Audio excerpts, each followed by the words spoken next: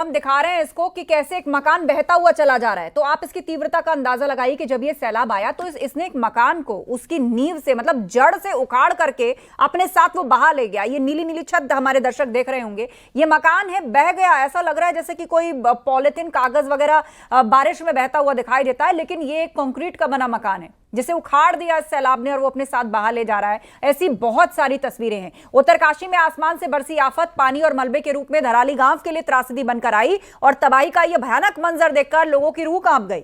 कोई कुछ भी समझ पाता उससे पहले वहां चीख पुकार और कुदरत का कहर दिखाई दिया। धराली में तबाही की तस्वीरें आपके रोंगटे खड़े कर देंगी। आपको सुनवाते हैं चश्मदीद ने क्या बताया।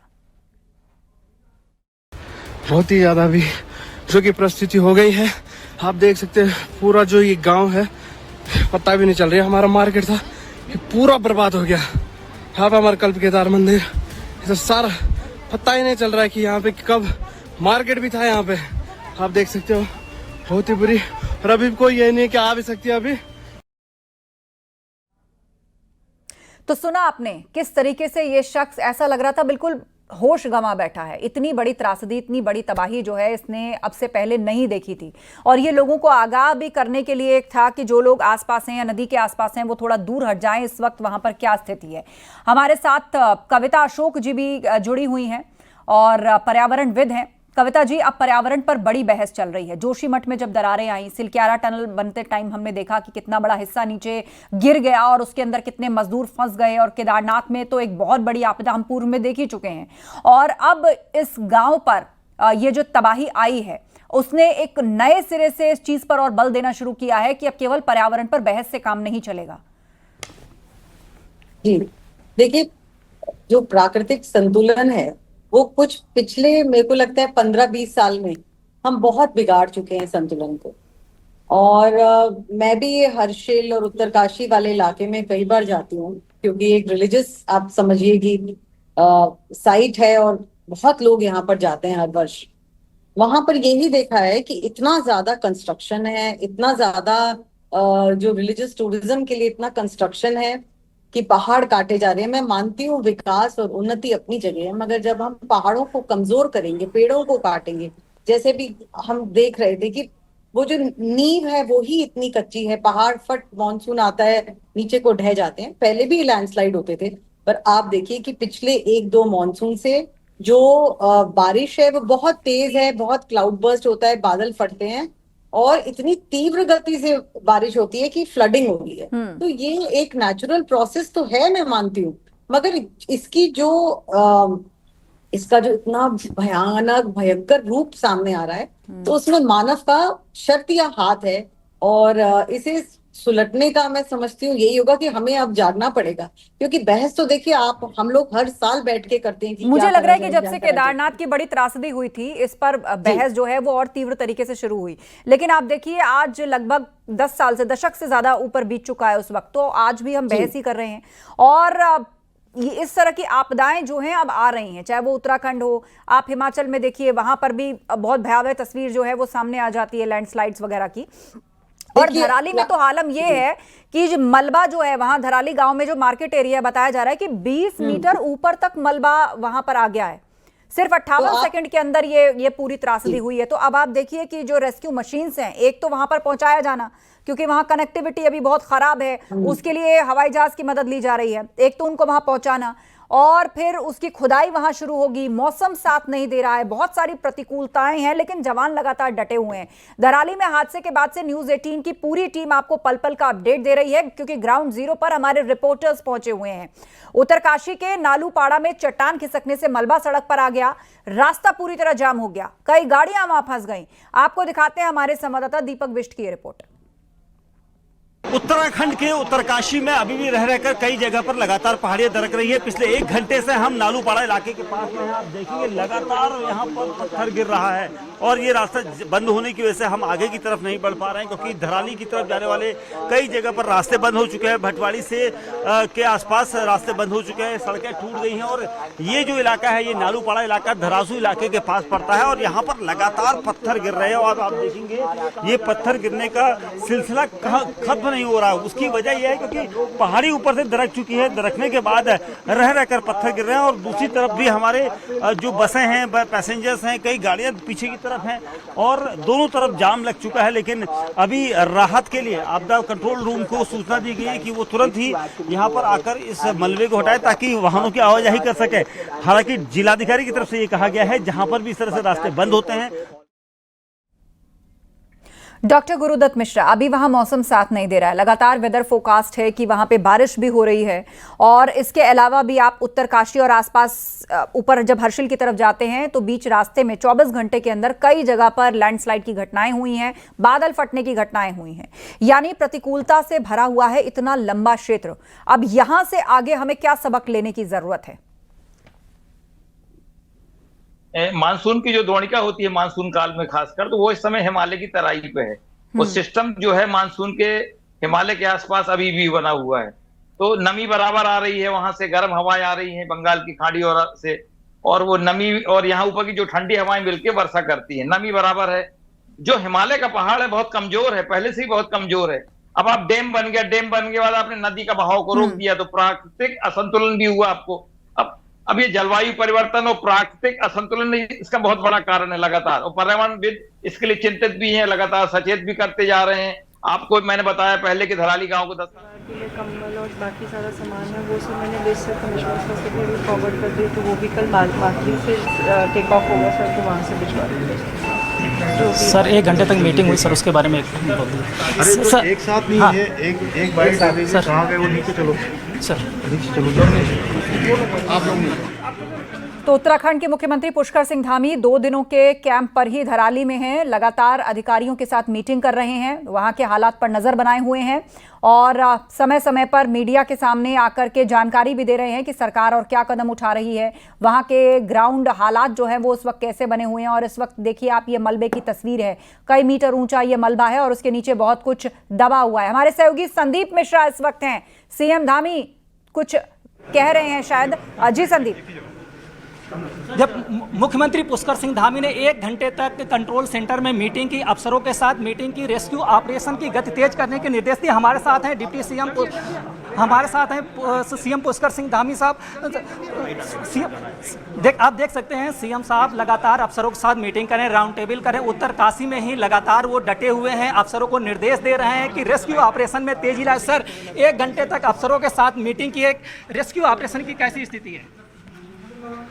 देखिए अभी मौसम की स्थिति बहुत चुनौतीपूर्ण है। मौसम लगातार ख़राब होने के कारण से बहुत कम विंडो मिल पा रही है वहाँ जाने के लिए, लेकिन आज जो भी विंडो मिली, आज मैं भी वहाँ पर पहुँचा और वहाँ जो हमारा धराली के लोग और मुखवा के लोग और हमारा बगोरी गांव वहाँ पर है, हरसिल के लोग, सभी से भेंट हुई, सबसे मुलाकात हुई, सबकी बातें सुनी और रेस्क्यू अभियान वहाँ पर प्रारंभ कर दिया गया है। जो घायल थे उनको आज यहाँ भी शिफ्ट किया गया है, एम्स के लिए भी शिफ्ट किया जा रहा है और जो बेस्ट से बेस्ट इलाज हो सकता है वो इलाज की व्यवस्था हम लोग कर रहे हैं। अभी हमारा प्रयास है कि सभी व्यवस्थाएँ वहाँ पर फिर से जो है सुचारू हों, उसके लिए वहाँ डीएम और एसपी अब वहाँ पहुँच गए हैं। उन्होंने अपना कैंप भी, कार्यालय भी वहाँ पर खोल दिया है, वहाँ से सारी गतिविधियाँ चलेंगी। आज दिन भर हेलीकॉप्टरों का पहुँचना हुआ है। अभी हमारे आदरणीय मंत्री अजय टमटा जी भी यहाँ पर ग्राउंड में आ गए हैं और उनके साथ एनएच की और बीआरओ की पूरी टीम भी यहाँ आ गई है। वो टीम भी हमारे यहाँ पर पीडब्ल्यूडी और बीआरओ सब मिलकर जो बेली ब्रिज जो गंगनानी के पास लगाना है और हमारा एक बीच में और स्थान है जो गगनानी से पहले का उस नाले, उस गाड़ के पास भी वहाँ पर भी जो है बेली ब्रिज बनने, तो बेली ब्रिज की व्यवस्था हो रही। 4 बेली ब्रिज भी आ रहे हैं।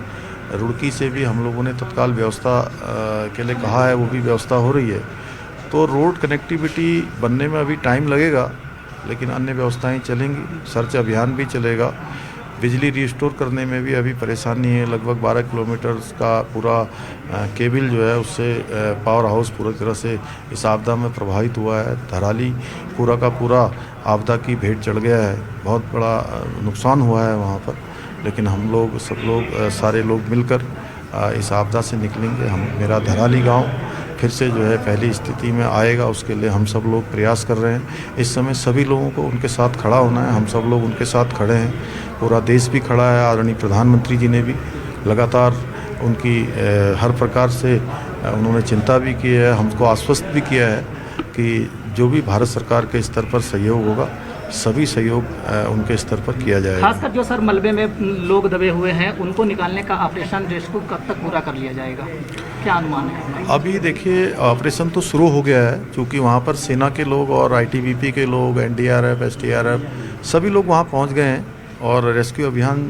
चलाया गया है। मलबा काफ़ी ज़्यादा आया है और मलबा भी एक बार नहीं आया, लगभग 6 चरणों में आज मुझे बताया वहाँ लोगों ने कि 6 बार जो है तेज़ गति से मलबा आया है 6 चरणों में, और उसके कारण से मलबा काफ़ी ऊपर हो गया है। उसके बाद हरसिल और उसके बीच का जो मार्ग था वो पूरी तरह से वॉश आउट हो गया है, लगभग 100 मीटर से भी ज़्यादा।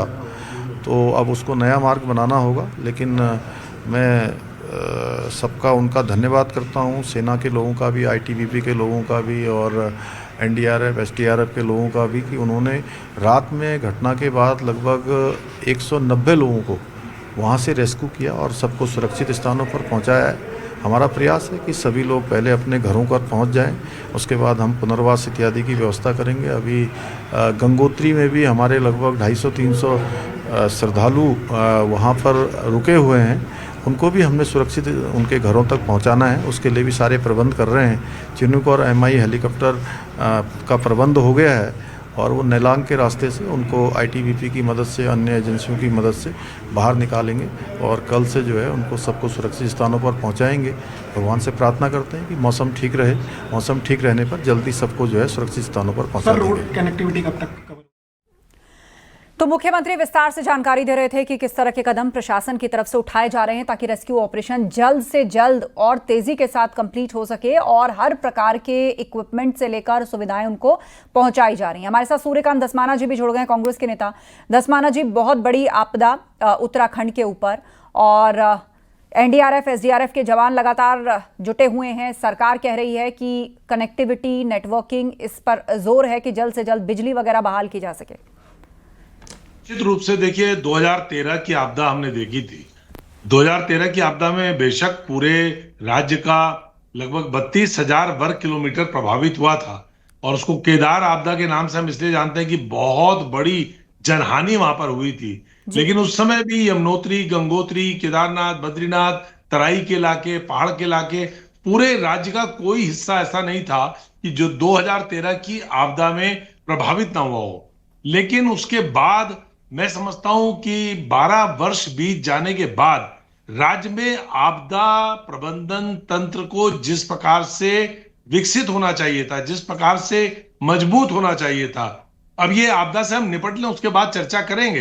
राजनीतिक नेतृत्व को, चाहे किसी भी पार्टी की सरकार हो, इस राज्य में देखिए उत्तराखंड पहला राज्य पूरे देश का है जिसमें जब राज्य बना तो इसमें आपदा प्रबंधन मंत्रालय अलग से बना, उसका एक मिनिस्टर, उसका एक डिपार्टमेंट, पूरा आपदा प्रबंधन तंत्र एक राज्य में, एक पूरे देश के अंदर पहला राज्य उत्तराखंड था। लेकिन 25 वर्ष की यात्रा में अगर आप देखेंगे, बिल्कुल, और ये आपने बहुत ही पॉलिटिकल मैच्योरिटी वाली बात कही है कि पहले आपदा से निकल लें और निपट लें और उसके बाद जो है इस पर आगे की चर्चा होगी। बहुत धन्यवाद आप सभी लोगों का इस चर्चा में शामिल होने के लिए। तो धराली हादसे में अब तक 4 लोगों की मौत की पुष्टि हो चुकी है, 50 से ज्यादा लोग लापता हैं। CM धामी ने मौके पर जाकर जायजा लिया है, आपदा पीड़ित लोगों का हालचाल जाना है और ये आश्वासन दिया है कि वहां पर रेस्क्यू ऑपरेशन में तेजी लाने के लिए हर संभव मदद जो है वो पहुंचाई जा रही है और बहुत जल्दी बिजली बहाली पर भी वहां पर काम हो रहा है। महावैस में इतना ही, खबरें जारी हैं, बने रहिए हमारे साथ।